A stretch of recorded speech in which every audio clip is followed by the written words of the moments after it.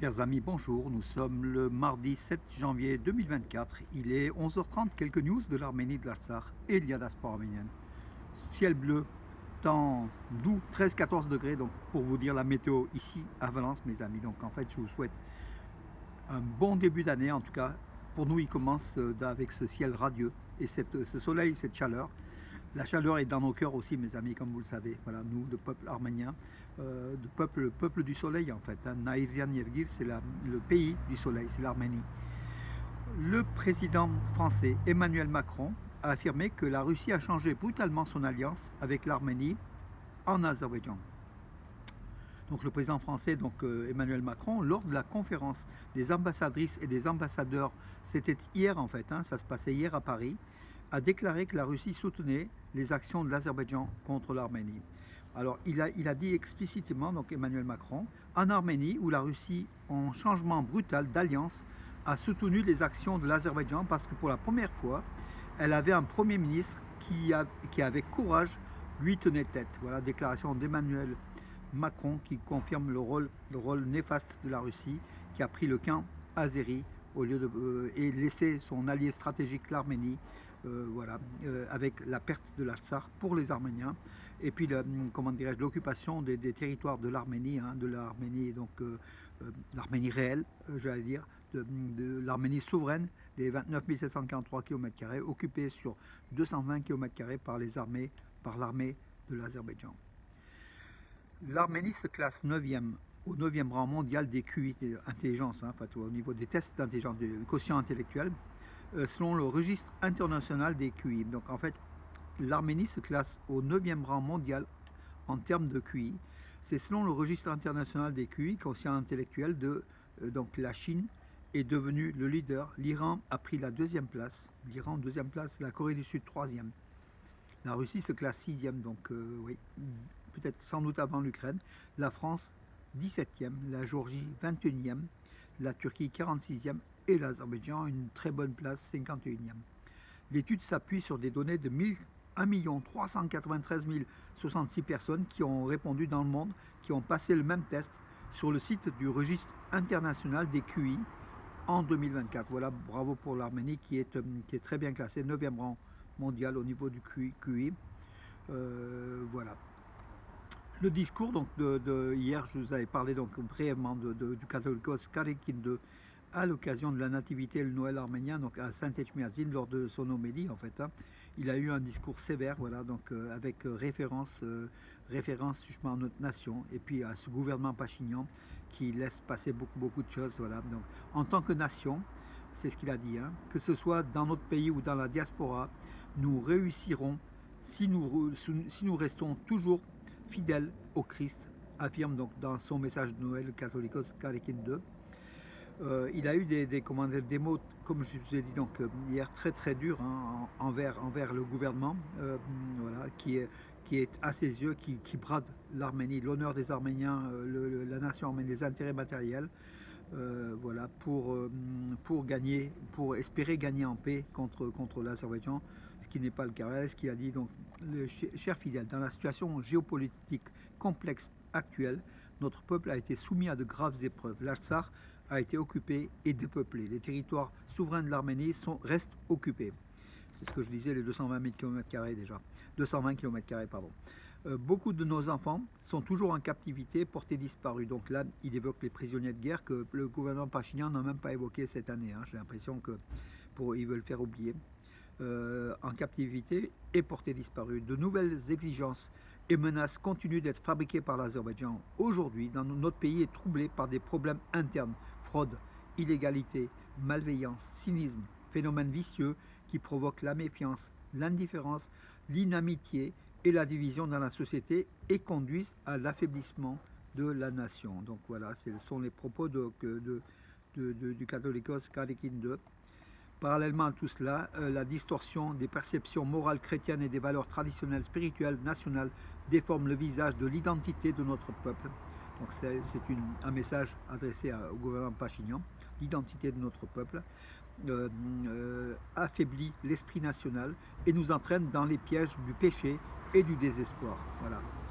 Avec les conseils de Noël, l'invitation céleste. Bon, écoutez, après, c'est tout le régulier, comme chaque année, mais en tout cas, il n'a pas mâché ces mots, Karekindo d'Echmiadzin, contre le gouvernement Pachinian, qui, à ses yeux, brade les valeurs nationales de l'Arménie au profit de la Turquie et de l'Azerbaïdjan, voilà, pays agresseur et qui peut-être menace le gouvernement Pachinian. Le gouvernement Pachinian, par contre, cède, voilà, le problème. D'ailleurs, l'Azerbaïdjan, hier, par des communiqués, a affirmé que deux fois dans la même journée, a affirmé que les troupes arméniennes au sud-est de l'Arménie avaient procédé à des tirs contre des positions azéries. Donc, c'était un message du ministère azéri de la Défense. De son côté, Yerevan a réagi en affirmant les deux fois que c'était des affabulations, que c'était des fausses informations. Et d'ailleurs, Pachinian avait appelé Bakou à se mettre d'accord et des deux côtés, peut-être mettre des observateurs des deux côtés pour qu'il y ait une même interprétation des violations du cessez-le-feu. L'Azerbaïdjan n'a pas réagi, donc signe que c'est l'Azerbaïdjan qui ment, et c'est flagrant, Et d'ailleurs, les observateurs de l'Union européenne déployés en Arménie n'ont rien signalé du tout. L'Arménie n'a pas fait de tir contre l'Azerbaïdjan. Ce genre d'accusation, souvent, l'Azerbaïdjan le fait pour attaquer l'Arménie plus tard. Donc voilà, peut-être pour dire un cumul en disant voilà, nous étions agressés pendant des mois et nous étions obligés donc bien sûr d'attaquer, donc de donner une réponse aux Arméniens, ce qui est tout à fait faux. Voilà, c'est une manœuvre turco-azérie venant de Bakou.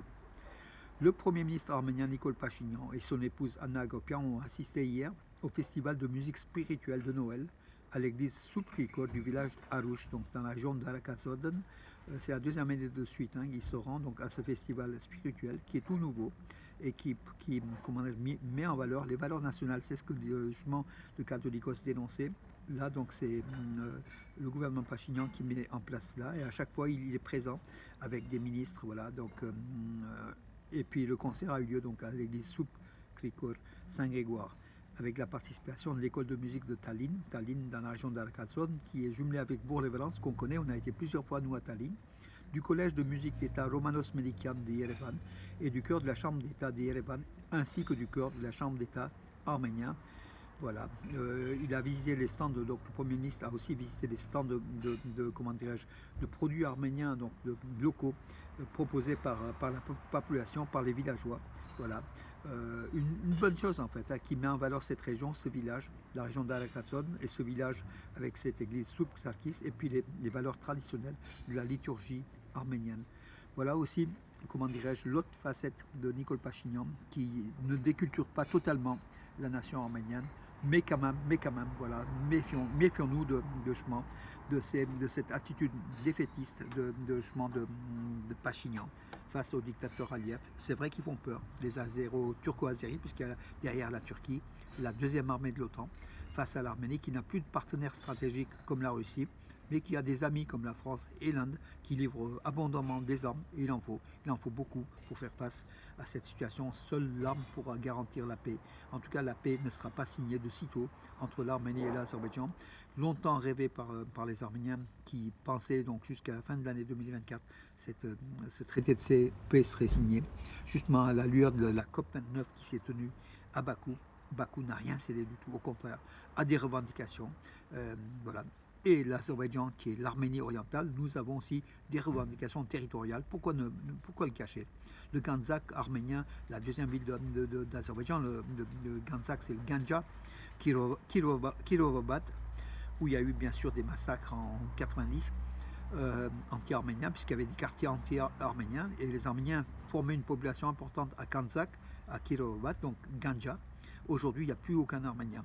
Ce sont des territoires arméniens historiques, voilà, c'est l'Artsakh oriental, c'est l'Arménie orientale, cette partie de l'Azerbaïdjan. Revendiquons, pourquoi ne revendiquons pas nos propres territoires, alors que l'Azerbaïdjan demande l'Arménie comme étant l'Azerbaïdjan occidental. Voilà mes amis, il faut avoir cette attitude aussi de défendre bec et ongles son pays, en tout cas face à toutes ces paroles, à tous les communiqués de Macron, de n'importe quel chef d'État, de bienveillant envers l'Arménie, ce qu'il faut, c'est l'armement. C'est uniquement l'arme qui défendra les frontières de l'Arménie. et qui fera, comment dirais-je, plier nos ennemis, les Turco-Azéris ne comprennent que l'arme, que la violence, que le poids des forces. Et la force, c'est l'armement.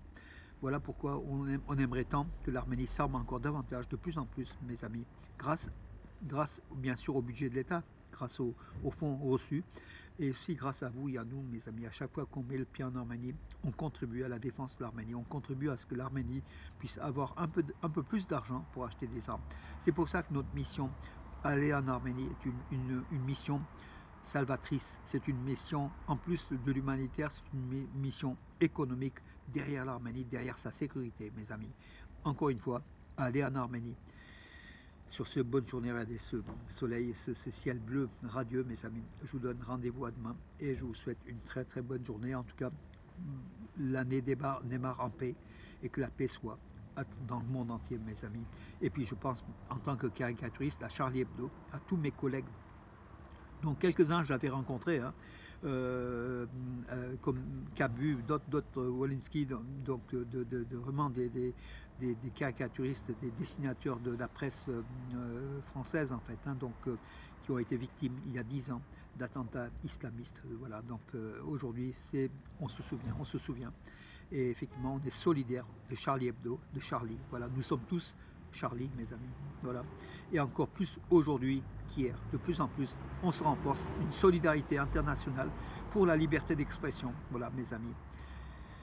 Bonne journée et à demain.